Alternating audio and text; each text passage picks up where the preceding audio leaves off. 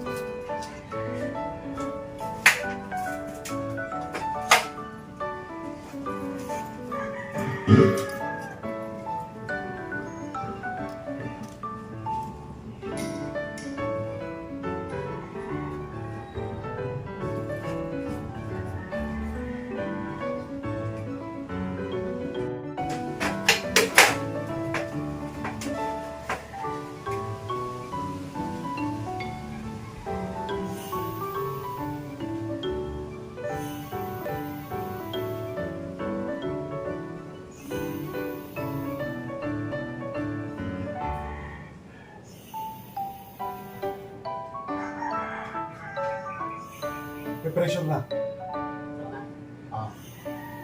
Leak test mo na.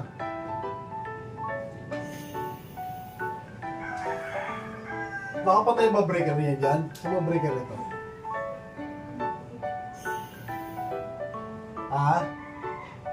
May breaker dyan? Umuti mo lang.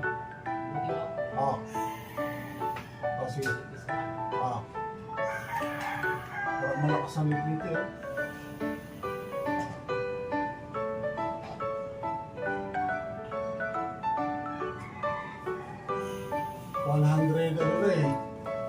Zero kagabi, diligay. Ayun, nasa 120 PSI. Positive talaga sa dito. Test po tayo ngayon ng mga indok natin.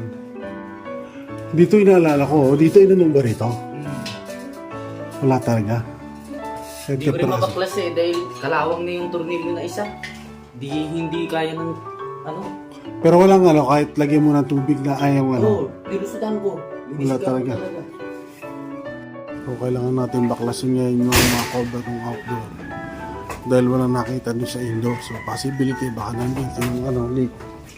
So baklasin na rin natin.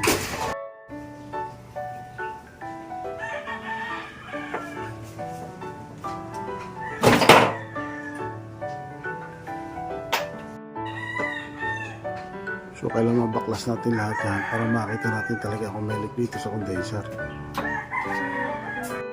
Sabihin niyo lang palang nabuksan itong cellphone na ito.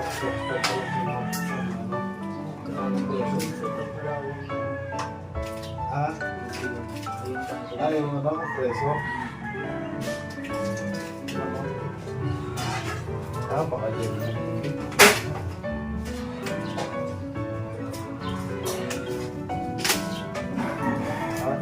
Yan yung akin. Tagal mo na yan para makita mo sa'yo.